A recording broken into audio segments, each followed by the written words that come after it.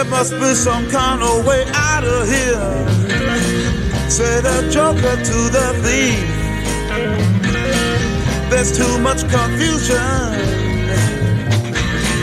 I can't get no relief. Businessman there, drink my wine. Good afternoon, everyone. Today I have a special guest, Mr. Hugh Mills, who is a helicopter pilot during the Vietnam War. And it's a real privilege for me because he has one of the most famous pictures of the Vietnam War. And we'll get into that later. So just to give you a little bit of history about Hugh, it says, and correct me if I'm wrong, that you enlisted in the Army Airborne infantryman on the 1st of February 1967. Then selected for a flight school and flew A and B model Hueys. So just for the first part, A and B models, what are the difference between the two? The biggest difference is engine. The L9, L11, and L13 engines were the kind of the family. The A model was grossly underpowered. B model a little better with the L11, and then the L13 on the H model, and then more powerful versions in the Cobra. There was one little stop in the middle of your story there. I actually went to officer candidate school. In order to go to flight school, you got to either be an officer or a warrant officer candidate. And I was selected for OCS, which I begrudgingly accepted, although it turned out to be the best move I ever made. I was headed to the 82nd Airborne, and I wanted to do that. And I had to give up that option assignment in order to go to OCS. And I thought several times about it, but I did that, and that was the path that got me to flight school. Now, did your father serve during the war, or did you have any, veteran friends? So that's what I'm kind of going with. Like, what inspired you to, enlist? Well, I'll tell you, my father did serve in World War II. He was in the Medical Administrative Corps, and he assured me for many years that he was the reason that the Japanese never reached Cleveland, because he was at Cryle Army Hospital in Cleveland. The impetus for me to join the Army, very frankly, was that my first semester in college was a terrible disaster. I went to Arkansas Tech in Russellville, Arkansas, a land grant university in the South, and ROTC was required of all male students, freshman and sophomore year. And I loved ROTC. I had a great time. And I was in the sport parachute club as a parachutist. Those two things convinced me at the end of the first semester that scholarship was not my strong point. And for that reason, I enlisted in the Army to be a paratrooper. Later on, I would go on and finish 2 master's degrees, but it was after I was already in the military. So the exposure to ROTC and the sport parachute club, and 2 veterans, J. Scott Hamilton and Richard Clark, were both Special Forces veterans. You may know J. Scott or have heard of him. He was president of the Parachute Club of America and now is one of the country's premier aviation lawyers. But Scott and Richard were Halo instructors at Bragg. Wow. And they kind of formed the Sport Parachute Club at Russellville. And that was the motivator, I think, that said, jumping out of airplanes might be good. I overlooked the part about the fact that there was a war going on. I missed that part. We caught up on that later, but I wanted to jump out of airplanes and do Army stuff, and that was my motivation. And you were quite aware that your service would probably take you to Vietnam. I mean, if you're... I was fully aware of that once I was in the helicopter pipeline. Right. Yeah. My orders that I received at Fort Knox, Kentucky, as a relatively brand new second lieutenant, were to take me from Fort Knox to Fort Walters, Texas, then to Fort Rucker, Alabama, then to Military Assistance Command, Vietnam. One set of orders, TDY the entire time, temporary duty the entire time, $25 a day. And so we were all second lieutenants making lieutenant colonel's pay and going to flight school, and everybody had a super fast, cool muscle car. And we knew that a year away we were going to be in country, but we sure enjoyed it working up to it. And so some of your instructors, had they already done one tour of duty over there, and were they giving you any kind of insight to what to expect should you find yourself there? Actually, my primary instructor at Fort Walters was a civilian, and many of them were. Wow. Southern Airways had the contract to train helicopter pilots, and mine was a guy named Jim Charlson, and he was a pure civilian. He was in his mid-20s. And advanced at Fort Rucker, yes, we had Vietnam veteran guys. Most of the guys that were teaching us to fly were Huey pilots. And so I had very little experience or time, really. 2 months I flew Hueys. But we had a good idea. We had good solid foundation in tactics and flying and formation and all the things that were unique to the Vietnam War. There were hundreds of us in the pipeline at that point in time. It was bingo at Fort Rucker gave away Jaguars and Cessna 150s and Cadillacs. Those were the bingo prizes on Saturday night at the Officers Club at Fort Rucker. Really? Wow. It's incredible, just incredible, the number of people. But there were thousands of aircraft and thousands of guys in that pipeline, and I was just one of them. So everybody was trained as a Huey pilot. Some then went on to fly Cobras thereafter, and that was a special course at Savannah, Georgia, Hunter Army Airfield, and Loach transition was in country. In fact, in unit, I flew the Loach for 10 hours in my unit and got signed off on it. So just for the public who are listening to this, later on in the war, I had read that there was a real kind of shortage of helicopter pilots, and they opened that up to warrant officers that they could go and be a pilot. Actually, the warrants have been there from the beginning. Really? There were far more warrant officer pilots than there were commissioned. Oh, okay. In a typical unit, an air cav troop, for example, which is what I served in all three tours, you would have commissioned officer platoon leaders and section leaders, and you'd have a commanding officer, an executive officer, maybe a supply or maintenance officer. Everybody else was a warrant. So out of the 50 or so pilots in a troop, you'd have anywhere from 5 to 7 commissioned officers, and everybody else was a warrant officer. So the warrant officer was the backbone of the helicopter force in Vietnam. The commissioned officers commanded the units. The warrants were the technical experts on helicopters, and the vast majority of the pilots in Vietnam were warrant officers. Also very young, which is what made helicopter pilots crazy. Most of us were 19 or 20. Wow. And was there like a high washout rate amongst your classmates? I don't think so. Honestly, I can't tell you anybody in my class that washed out. There was a higher washout rate in officer candidate school in my experience than there was in flight school. If you could pass the physical, the vast majority of the people could get through the program. It was not all that difficult. The dexterity and so on to fly helicopters is a little demanding, but I don't think the washout rate was all that great. Honestly, I don't know what it was. I don't have any friends that washed out. Well, that's good, because I know that during World War II, so many men wanted to be pilots, and I saw the stats of how many washed out, and then they would go to a different role. So I was just kind of curious about that. the biggest thing that knocked out a helicopter pilot candidate, it was the physical. If you could get past the class 1 flight physical, and the number one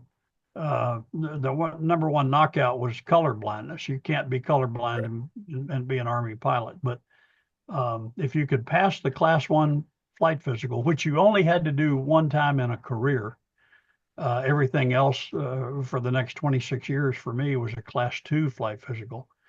If you could pass that, you were good to go. And what do you feel that when you're training to be a helicopter pilot, and when you actually get hands-on, what is the more kind of complex thing to learn? Is it to hover? Is it to the auto rotation?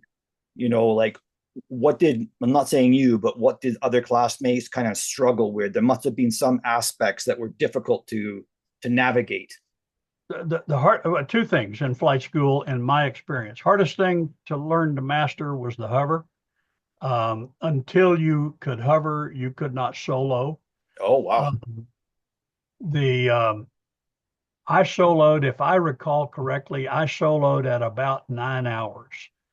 And about 9 hours, my instructor out at one of the stage fields just got out and said, take it around the pattern 3 times.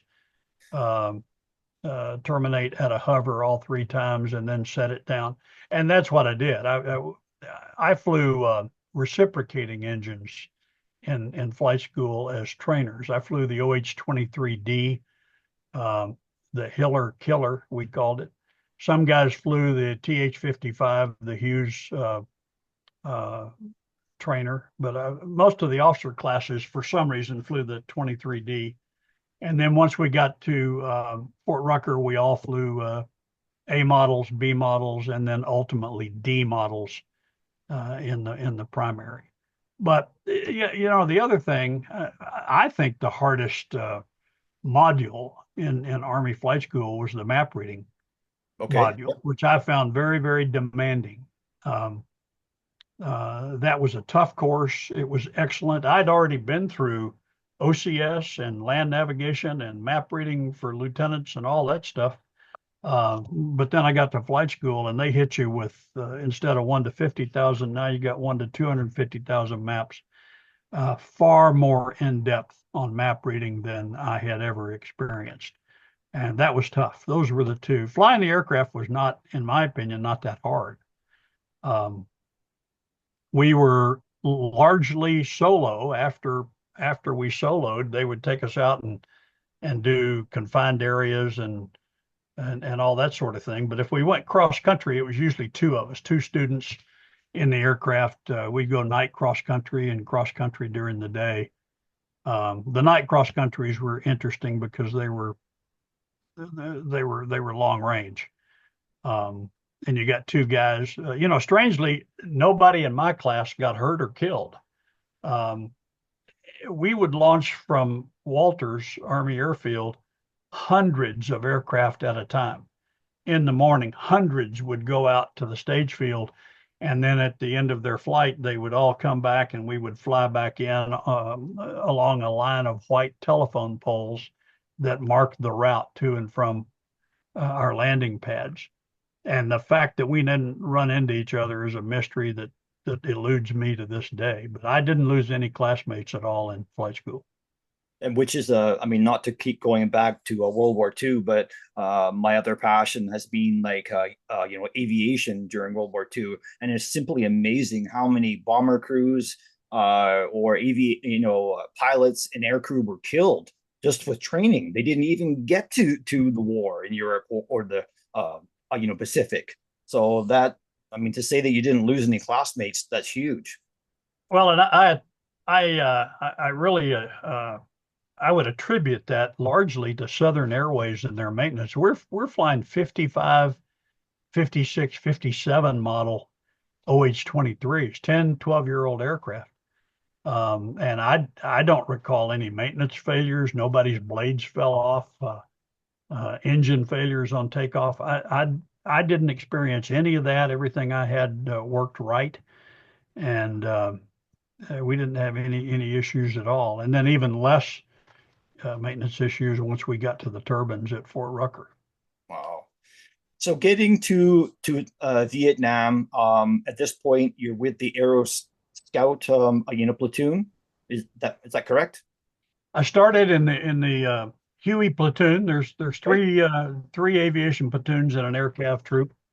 Um, I went into Vietnam with a classmate named John Field, and he got assigned to the First Infantry Division Aviation Battalion. And because I was an armor officer, they assigned me to D Troop, First Squadron, Fourth Cavalry on the other side of the runway, which is exactly what I wanted.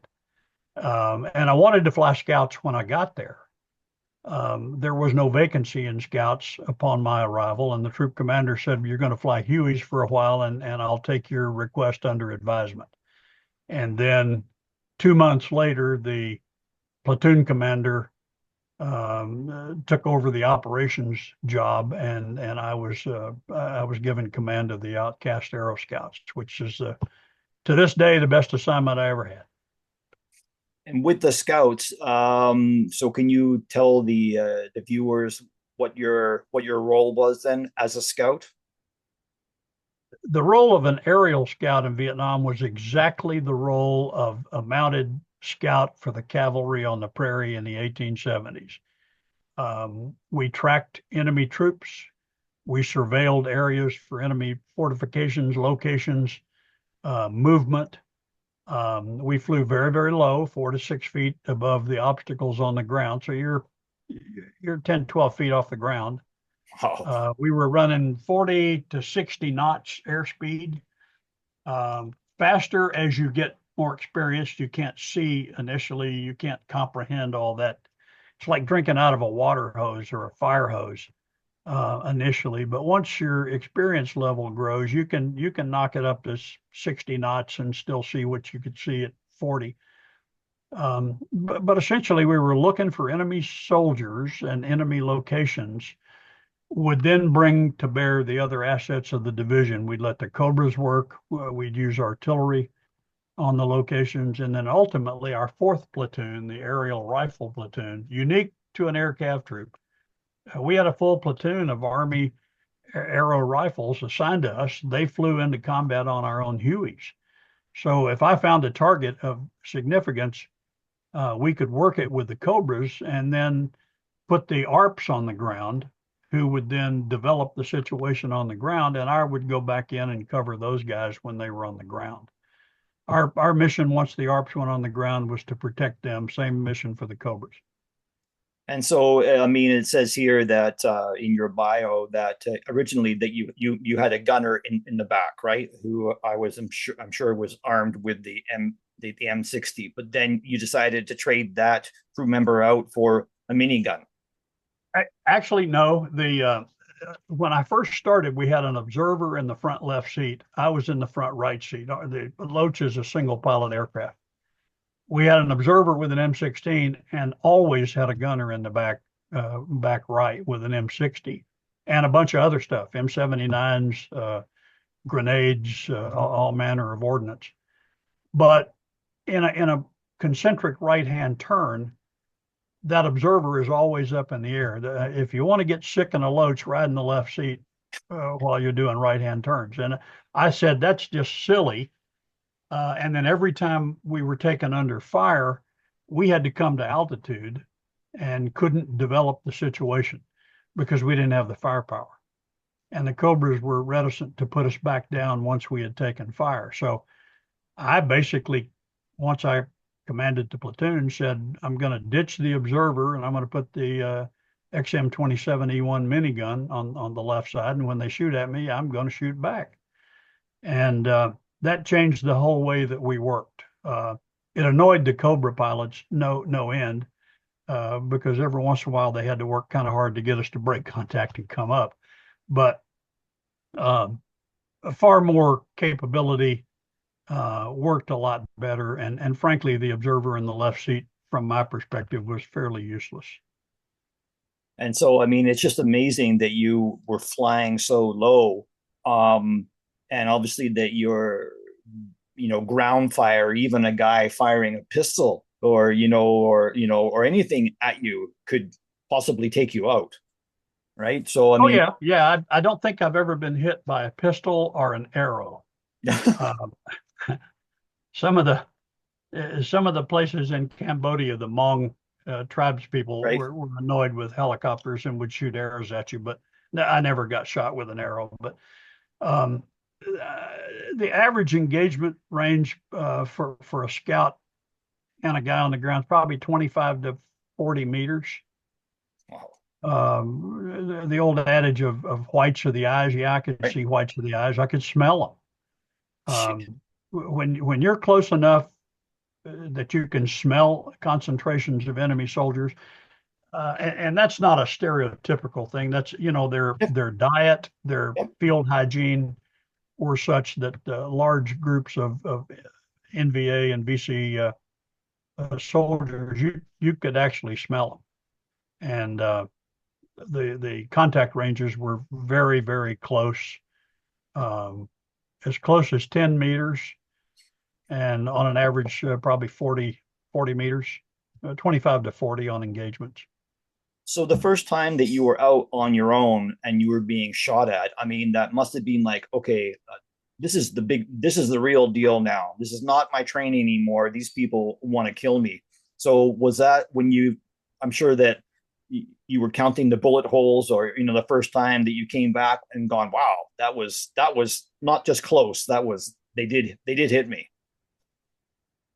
I will tell you, the first time they hit me, I was still in training. Oh, okay. Bill Jones, one of the warrant officers in our troop, and Bill Hayes, our only African American scout pilot while I was there, were the guys that broke me in and trained me. Bill gave me 10 hours in the aircraft, and Bill Jones um, taught me how to scout.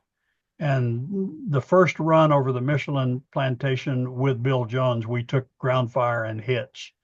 And when you can feel the bullet go through the aircraft, it rips, it tears when it goes through. And when you can feel that, it's totally different than what you've seen on the movies. It's more than sound; it's an actual feeling of the bullet going through the aircraft. Um, the key things that made scout pilots formidable is that I alluded to it before. All of us were young.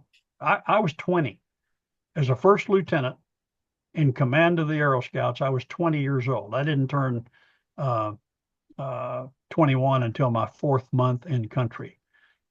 And when you're 20 years old and you're flying the hottest scout ship in the inventory, you believe yourself to be invincible and bulletproof and invisible, none of which are true, and you learn that as you go on. But the reality is that probably 80% of my guys were wounded at least once, and I can tell you probably 40% of my guys were wounded more than once. And then our attrition rate, our of the guys that started with me in end of February 1969, there were only two of us still standing in December. Wow. So that's an attrition rate of 80%.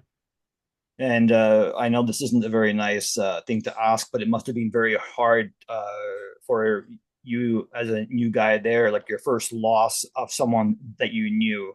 And again, like this is the real deal, right? I'm sure that would hit home pretty tough, like The first loss for me, and it's covered in my book Low Level Hell. The first loss for me was Jim Amy and Jim Slater.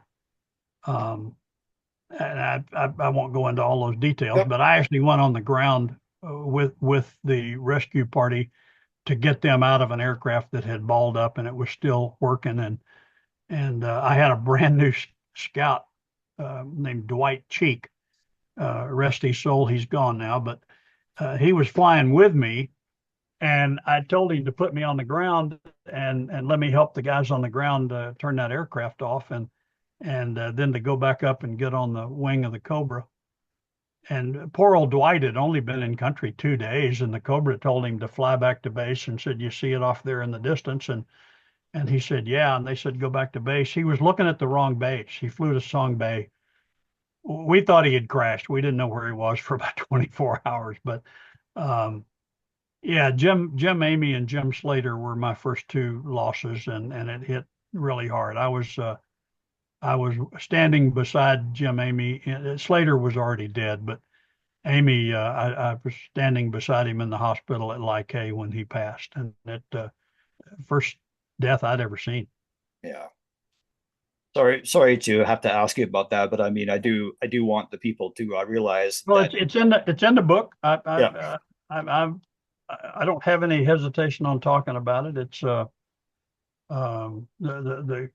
great mystery with Jim Amy and Jim Slater is we don't know why they went down.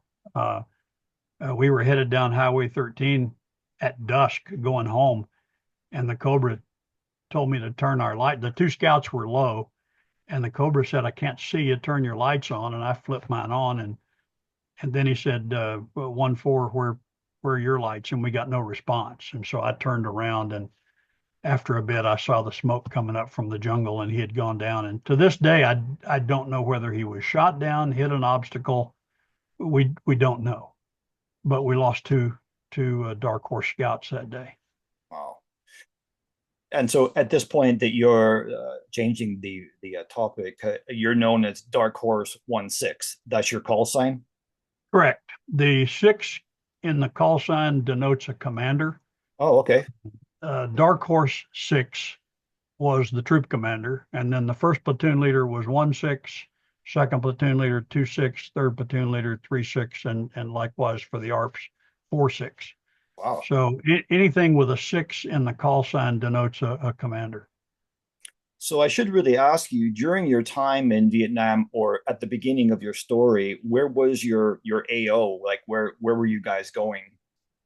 We were in my first tour, January of 69 through December of 69, 12 months. I was in the 3rd Corps Tactical Region north of Saigon. We were based at a place called Phu Loy Army Airfield, which had been a Japanese fighter base during World War II. Our principal location was War Zone C. We worked the Iron Triangle. We worked the Michelin rubber plantation. We worked the Cambodian border. We worked north up to Song Bay, and we worked south as far as the water plant in Saigon. So the area north and west of Saigon predominantly up Highway 13 to Quan Loy was about the furthest north that we went. So Lac Ninh, Quan Loy, the Iron Triangle, Michelin rubber plantation, where all the Michelin tires came from. French owned, probably. French owned and French operated the whole time we were there. We had extreme limits placed on us about what we could do in the Michelin. We weren't allowed to shoot artillery in there. We weren't allowed to shoot rockets in there. And the VC and NVA would dig bunkers and work out of there while the Vietnamese workers worked right around them to extract the rubber. It was not until March of 69 that we actually invaded the Michelin. And our unit with my aircraft was the first unit into the Michelin rubber plantation on an operation that we did with the 1st Cav Division and the 25th Division. But it was called Atlas Wedge, and I was the first scout into the Michelin about 5 o'clock in the morning. And I've never seen so many North Vietnamese soldiers in my life running every which way. And we were followed by the ground guys, the tanks and the ACABs. But it's like poking a hornet's nest with a stick. We were in there for several weeks. I had read that a lot of the French, businessmen, I don't want to say worked out a deal with the VC, but they were still able to run their business. They weren't chased out. So I don't really know like a whole bunch about that, but I had read that, they were still there. Yeah, sure. The Michelin was an operational plantation while I was there. It was not until March or so of '69 that we really went in there and beat that place up. Up at Quan Loy and Anlock, there were rubber plantations as well, and there were houses around the plantations that were obviously occupied by the caretakers, the overseers, but the workers were all Vietnamese, South Vietnamese, and I I know that they worked side by side while the North Vietnamese based out of there. Yeah. It's crazy, but that was the way it was. Oh yeah. I see here that one other place that you worked out of, or worked into, should I say, is the fish hook. And I know that from my SOG friends, they said that was not a nice area at all. The fish hook, you know. Well, the fish hook was right on the border with Cambodia, and generally speaking, in 1969, we did not venture into Cambodia. That changed on my second tour, flying Cobras up on the Laotian border. We did go into Laos as necessary, and then my third tour with Dark Horse a second time, working out of Can Tho in the Delta. We routinely operated in Cambodia all the way to Phnom Penh, the capital, escorting river boats from up the Saigon and Mekong rivers all the way to Phnom Penh, Cambodia. So we flew routinely in Cambodia in 1972. Now, just as a side question here, I'm curious. Did you ever hear about SOG, you know, or what they were doing? You know, that had you heard about American Special Forces teams going into Laos and Cambodia? Were there any kind of rumors that were rumbling around? Well, in 1969, I had no contact whatsoever with what would have been CCC or CCS. Right. No overlap whatsoever, because we didn't penetrate the borders. Right. Our operational area was far too big and too many main force NVA units. On my second tour as a Cobra pilot, I routinely operated with a Vietnamese counterpart called the Hac Bao, which was the reconnaissance company of the 1st NVA Division. In 72, most of the SOG operations were over, and they were being conducted by Vietnamese units, and the Hac Bao were called Black Panther. They were the ones that were running cross-border operations, and we did work with them, and they were, in many cases, in 72, early 72, they were our reaction force if we lost an aircraft. By the time I was flying the Cobras, most of the Ranger companies had stood down. The 101st was standing down. Lima 75th had stood down. Many of those 75th Ranger guys came over to be door gunners on the Hueys and the Loaches. So it was not unusual at all to have a Loach door gunner that was a 75th Ranger guy. And they were terrific. They didn't know poop about maintaining helicopters, but they were great door gunners. But generally, no, we generally did not operate with SOG. I was aware in 71, 72 of what SOG was doing cross-border. Most of that were other elements of the 101st that dealt with them. I know the Green Hornets dealt with them. We did have a lot of interaction with the Vietnamese CH-37s or CH-34s. King Bees?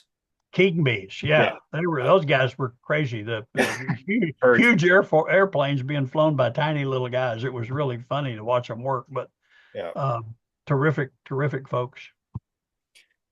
And so on your timeline here, had you been shot down yet? I mean, I know that we jumped around, or should I rephrase that? When was the first time that you were shot down? I think the first time was March of '69. I was working Highway 13 between a series of fire bases called the Thunder fire bases, Thunder 1, Thunder 2, Thunder 3, that were between Lai Cay and An Loc and Quan Loy. And we had we were coming down the highway and we took fire from a wood line about 200 yards to my right. And as I turned to engage them with the minigun, I took a 50 caliber round through one of my rotor blades.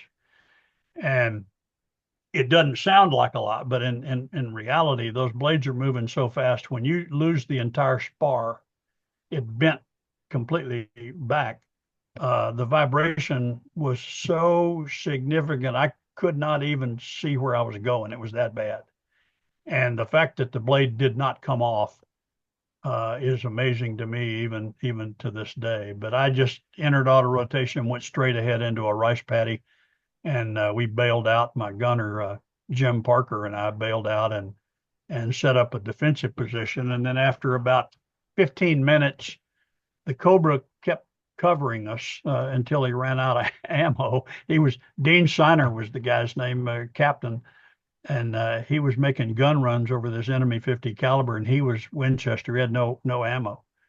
And then a brigade commander from the 2nd Brigade, 1st Infantry Division, coming down the highways, zipped in and he's Huey and picked us up. That was the first time. And then it was about once or twice a month, every month after that. So in total, I know what the figure is, but I don't want to say it because, I mean, you're an extremely lucky man to be here. But how many times in total were you shot down? 15 times in an OH-6 and once in a Cobra. Wow.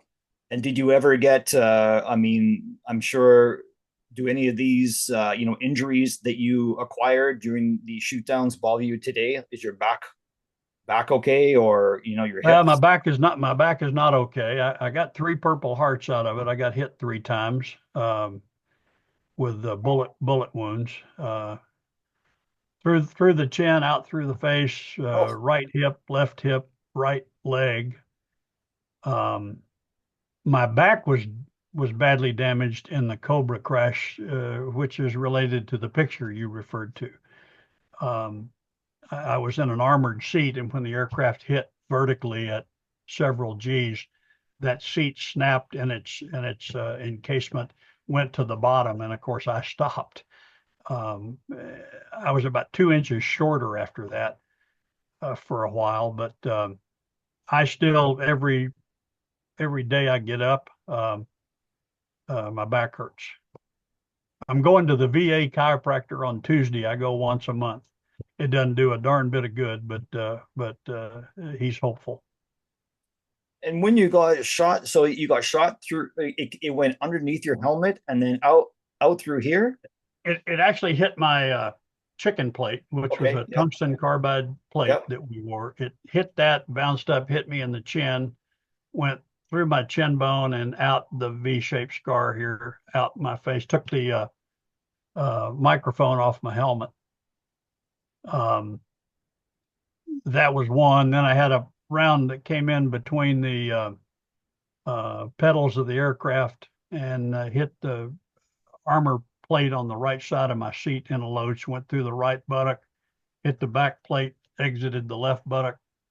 Had another one that went through my my right leg, knocked it out of the aircraft. We were flying straight and level, and I felt the impact, and I looked down, and all I could see was my knee. The impact in my right calf had knocked my foot out the door. And when I looked down, all I could see was my knee, and I said, "My God, they've blown my leg off." It was actually outside the aircraft, the open door, flapping around out there. So it wasn't as bad as I thought it was. Those were the biggies. So what do you do if you're flying in a combat situation and you realize that you have this burning pain through either your face or through your leg or your ass cheek or whatever it may be? How do you assess that, okay, I'm bleeding out badly, I have to put a tourniquet on there, or I need attention quickly? How do you navigate that, like triage the situation? In the facial incident, which was the first one of those where I got hit, I reached up with my glove and I looked down, and there was blood everywhere. And I was trying to talk to my crew chief, not realizing that my microphone had been blown off my helmet. And I kept keying the intercom, and he's not responding to me. What he was hearing was a gurgling sound that was coming through the intercom. He thought I'd been shot in the lungs. Ultimately, I just went straight to a road and landed. He jumped out, checked me, and then we went down the road about 4 kilometers to a fire base, and I let a Army medic work on me. On the same thing, on the one where I was shot in the leg, we landed at a fire base, and the battalion surgeon who was there came out and patched me up. And then on the 3rd Purple Heart, I landed at Cay at 2nd Surge Hospital and let the hospital guys work on me. So in that occurrence where you've landed at the fire base, would you then, would somebody send a message to your FOB or your base to say that Hugh is here, he's alive, but he'll be back tomorrow? I mean, how does that work? Yeah, I had a Cobra with me. We always flew as a team, hunter-killer team. So the Cobra knew where I was. He landed right beside me. And what they would normally do is send another pilot up by Huey. He would take my aircraft back to base, and then I would ride back in the Huey. On the one in the face, I actually spent the night at the battalion aid station. But it's there were plenty of opportunities to be seen. The fire bases were all over the AO, and we knew, where everything was. You could always land, and at worst, you'd get a company medic. If you're lucky, if it's a battalion fire base, you'd get an actual MD. The battalion surgeon would normally be there. And then, of course, at Cay, our unit headquarters, we had a full surgical hospital there. Nice. So changing the direction just for a minute, when you had time off, R&R, did you go to Australia, or did you go to Thailand or Hong Kong? Did you do any of those? I took one R&R in '69. I went to Bangkok. Mm-hmm. Actually, I worried more about my unit while I was there. It was not terribly enjoyable. I worried the whole time that somebody was going to get hurt and I wasn't going to be there. My 2nd and 3rd tours, I did not take R&R for precisely that reason. I have never been a drinker. I'm the antithesis of every Army aviator you've ever talked to. I'm not a drinker. Never did. And so running around Bangkok drinking at clubs was not really my idea of excitement. So I didn't drink in country. I drank Pepsi Cola for the most part. But R&R, we work 7 days a week. Wartime, you don't have weekends off. It's a 7-day, 365 days a year, 24 hours a day. There's something going on. That's how you knock down 1,500 hours of combat time in 1 year. A lot of our guys these days don't get 1,500 hours in a career. We flew 134 hours a month on average as a scout pilot, single pilot. 1,500 combat hours in a year. That's phenomenal compared to today's experience. Nobody flies single pilot anymore. Everything the Army's got is 2-pilot. We all had days off where we didn't do anything, but we all had extra duties. As a platoon commander, I had to write efficiency reports and casualty record letters, maintenance information for the aircraft. We had guys, all my warrant officers had extra duties. Some were maintenance officers, some were weapons officers, some were, my favorite was vector control officer. That's the guy that made sure that we killed the rats that lived in our hooches. Everybody had an extra duty, awards and decorations officer and voting officer and pay officer and hooch maid control officer, all those things. But as a platoon commander, all of that for the most part was other folks. I didn't have to do all that stuff, but I had to do the administrative things revolving around personnel administration and maintenance of the aircraft.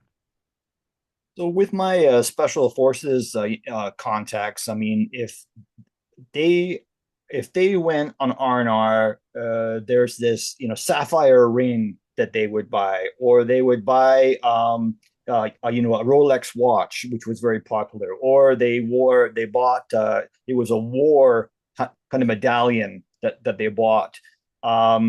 So amongst your peer group with the pilots, I mean, if they did go to Thailand, did they have a party suit made or those kind of Yeah, things? we all did that. I brought home a party suit, a camouflage party suit with embroidered wings on it.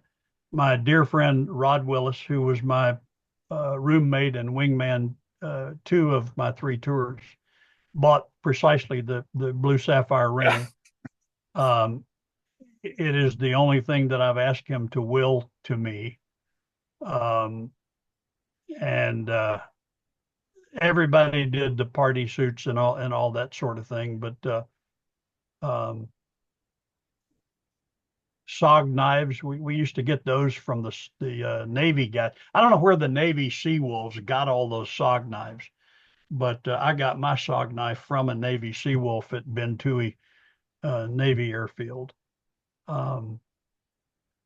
But we all had the dissimilar weapons: Thompsons, BARs, burp guns, MAT 49s, Swedish Ks, all that sort of thing we got from the Indige folks. Car 15 was the preferred weapon. Everybody wanted a Car 15, hard to come by. That evolved into the M4 of today, but we all had Car 15s. Loaches were not made for M16s, and not a lot of room. But now, so we'll go down to that path now. You yourself carried quite a unique, or at times, bunch of weaponry, right? I mean, and like I don't have that page on me, but you had you had your pistol, you had your Car 15, and did you have a shotgun? I forget. You had a shotgun. I never had a shotgun, but my crew Right. chief did. Right. I generally carried a 45 and a Colt Python. My first tour. My second tour, I carried a four. I always carried a 45 all 3 tours, and then occasionally I had a 38 as a backup gun. Part of the time I flew around with mini grenades in my front pocket just in case. I carried a Claymore bag with 30 round magazines for my Car 15. The anything that you could carry in the aircraft we would carry, but in my experience, if it wasn't attached to you when you went down, you wouldn't get out of the airplane with it. So I was a firm believer in attaching whatever I needed to me. When I went down in the Cobra, I did get out with my Car 15, and that's in the picture getting hoisted up. Okay, well, we'll talk about that. The picture. I mean, that must be. So, were you in touch with the man? When did you? Sorry, I'm babbling a bit here. But when did you first see that picture of yourself? Did you see it in a book and go, "Hey, that's me," or were you sent the picture? No. Actually, the date was 30 January of 72. We went out. We were actually working in an area called the Ashau Valley. I was a Cobra flight commander, and there were 2 Cobras, a Loach, and a Huey. And we were working in the Rung Valley when a forward air controller came up on the radio on guard and said, "Any Army aircraft vicinity, case on your radio." And I answered up, and he said, "We got a anti-aircraft gun over here, and I got no aircraft to put on it, or do you have Cobras?" And I said, "Yeah, I am a Cobra." And I said, "Stand by, I'll be over there with you in just a minute to help you with that." So I brought the Scout to altitude, and put him on the wing of the Huey, and Bob Smith, my wingman, and I accelerated out ahead. Um, and we were right on the Laotian border, and pretty quickly I found out where the gun was.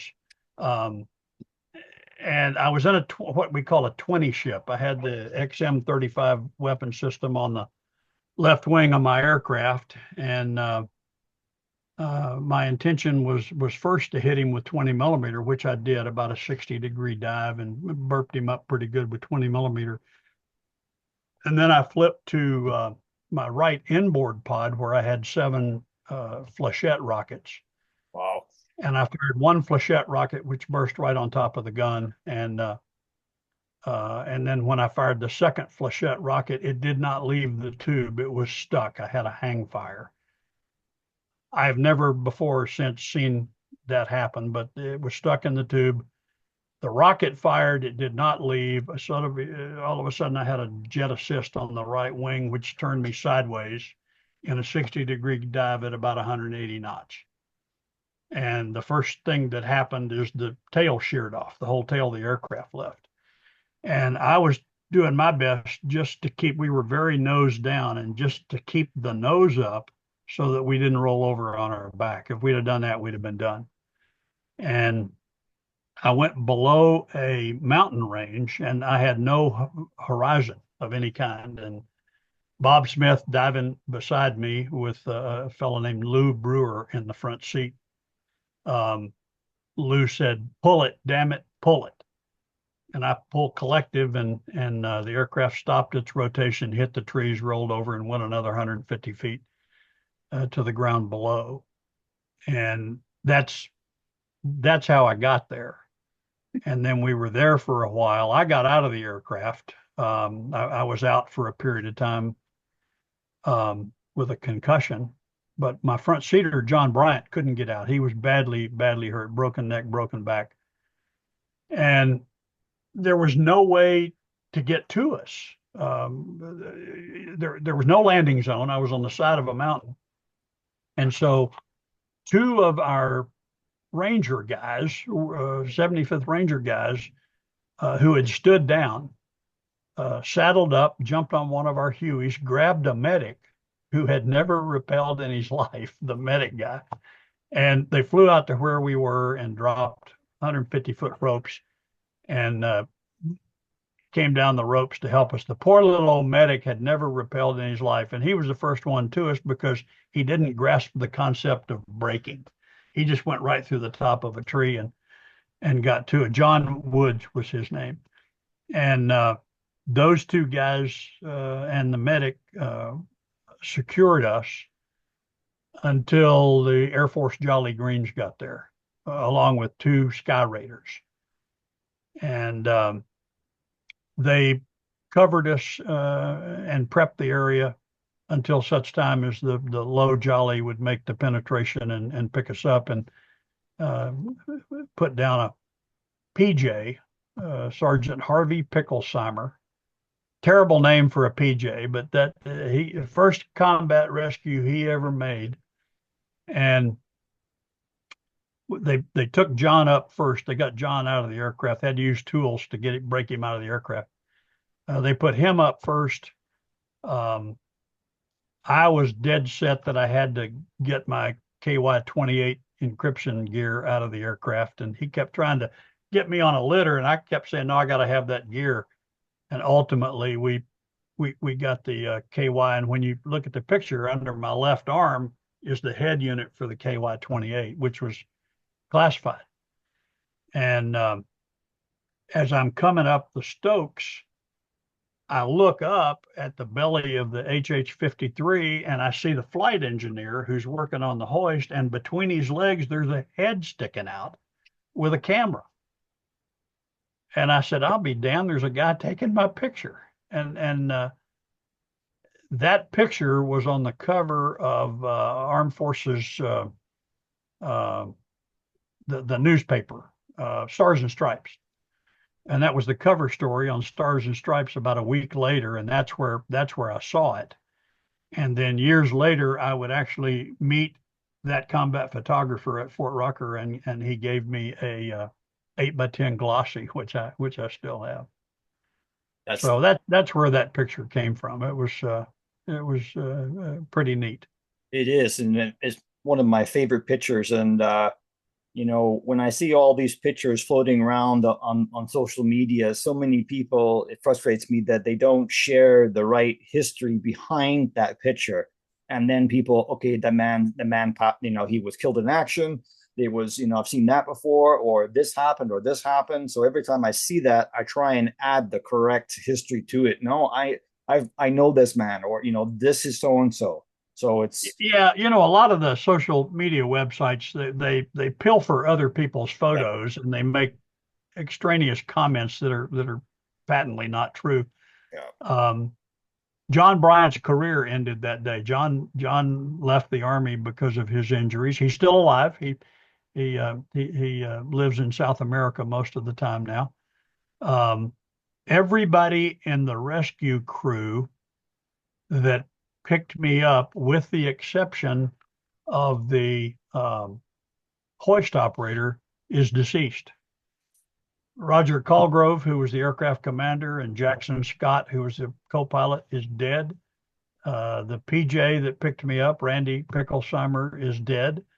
The number two PJ, you know, they do a flip before they make the run. They flip a coin to see who's going on the ground. I don't know if you knew that, but that's a no, tradition in the PJs.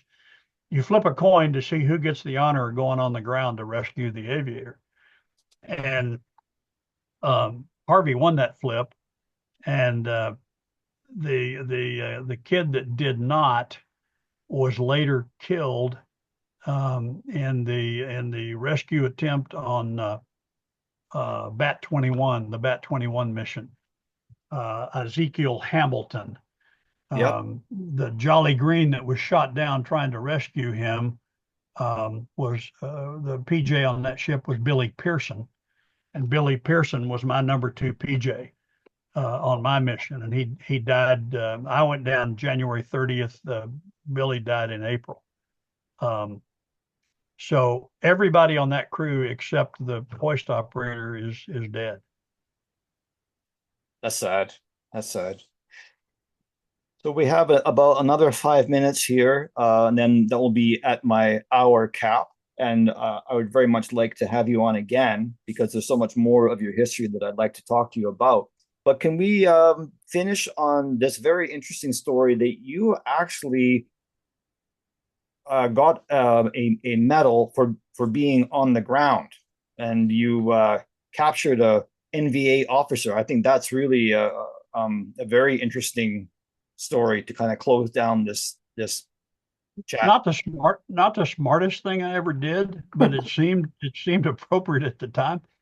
I was actually training a new scout pilot named Bob Calloway, and we were in an area that we thought was relatively peaceful, and I was teaching him how to scout, how to follow sign and all that sort of thing. And while he's flying around low level, he's brand new kid. He's brand new in the OH-6, a matter of days. And I'm watching some Vietnamese farmers that were off to my right, mostly women, and they're walking in the rice paddy and they're planting rice shoots in water, probably a foot, maybe a foot deep or so. And as I'm looking, there's a guy right in the middle of those farmers, and he's planting at an angle that's not in consonance with the other guys. And that's what brought my attention to him. And I'm looking at this guy and I'm thinking, that's not a farmer. That's somebody that's trying to hide in a group of about 20 Vietnamese folks. And so I told Calloway, I said, he was flying, I was in the left seat. I said, land over there by those guys, and I'm gonna capture that guy because I know he's up to no good. And so we did. We landed right beside him, and I got out of the aircraft with an M16, and I pointed it at him, and I motioned for him to come to me, and he did. He got his hands up, and I walked him around to the front of the aircraft, and I was going to put him in the back seat. It was just me and Callaway and a minigun. And when I put the M16 into the aircraft, into the front seat, he bolted and went under the tail boom and took off, hell bent for election across that rice paddy. And I went after him, and I'm 160 pounds with flight gear, and I probably weighed close to 180, 90 pounds. I sank immediately in that icky mess. And so I motioned to Callaway to go get him. Callaway took off, and he's flying circles around this guy, and ultimately would hit him with the skids a couple of times. And finally, when he knocked him down, Bob landed on his legs and pinned him to the ground, and I was able to catch him. I picked him up out of the mud, and I hit him in the face just as hard as I ever hit anybody in high school, and knocked him backwards, and I threw him in the back of the aircraft, and we took off. And as we were taking off, I looked, and we're taking fire from the tree line where his guys were trying to hit us. We flew him down the river to an ARVN fire base, turned him over to the ARVNs. Turned out he was a tax collector. He was a major in the North Vietnamese Army. And for that, I got a Bronze Star with V for valor in ground combat, which is very unusual for an aviator. Just is not normal. But I thought that was pretty cool. My troop commander was not all that thrilled with the choice process I made that day, but the capture of that guy and the information they got from him was pretty significant. Well, that is a great story. Those are the kind of stories that I love, because that was completely outside of the box, right? And that's not, like as your commander said, I don't want you on the ground. That's not where your forte is, right? So that's wow. So for people that want to get your book, low level hell, where would you like them to go? Amazon.com. That's the place to get it. Low level hell, a scout pilot, and the big red one is the title. You can get it on Amazon.com, or just put my name in, Hugh Mills. There are two Hugh Millses that wrote books. The other guy wrote a book called Prudence and the Pill. That is not me. He's English and he's dead.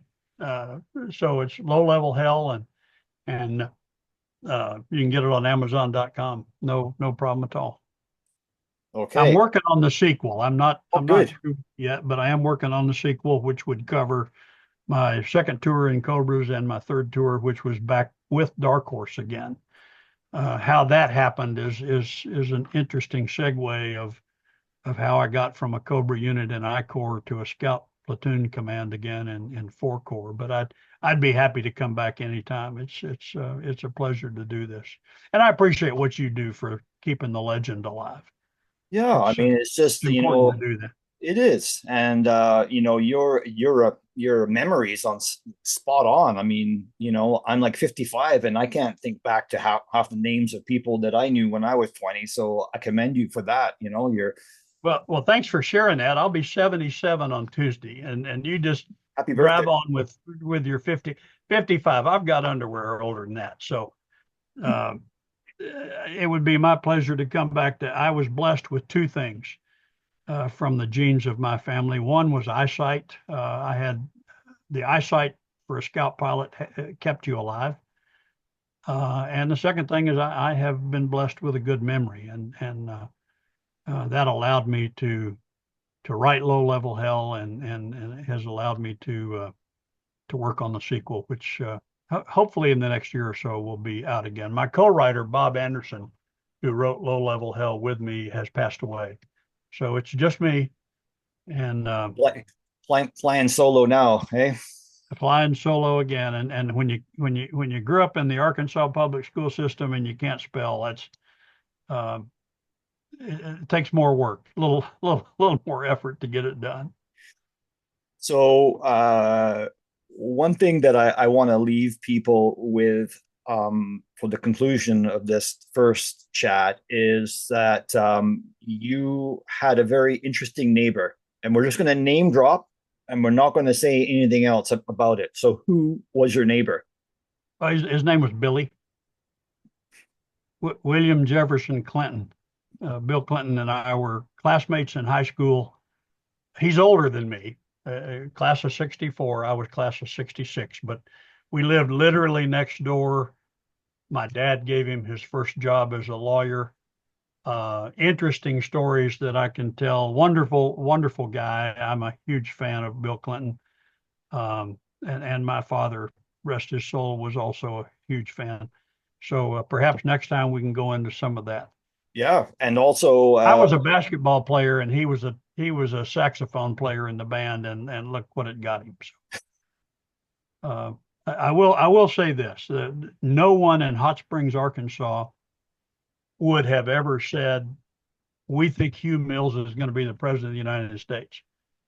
But no one was surprised that Bill Clinton did it. He was that kind of a guy, very effervescent, if that's a word that you can use.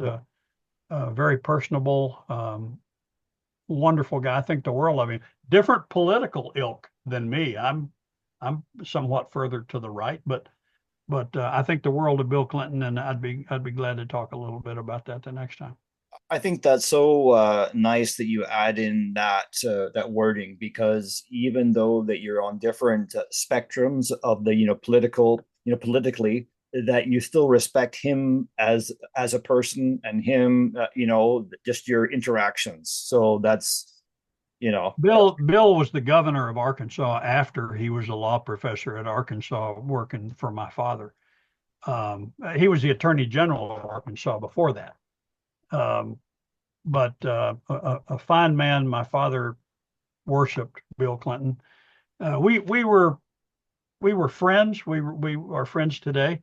And politics doesn't play in that at all. He and I could throw a baseball and hit his house. So that's how close we were. Wow. So thank you again, Hugh, for this first chat. And I'm going to conclude the public part of this, and I just want to talk to you for a minute just off air. So good. Thanks for having me. I truly appreciate it. You're welcome, sir. There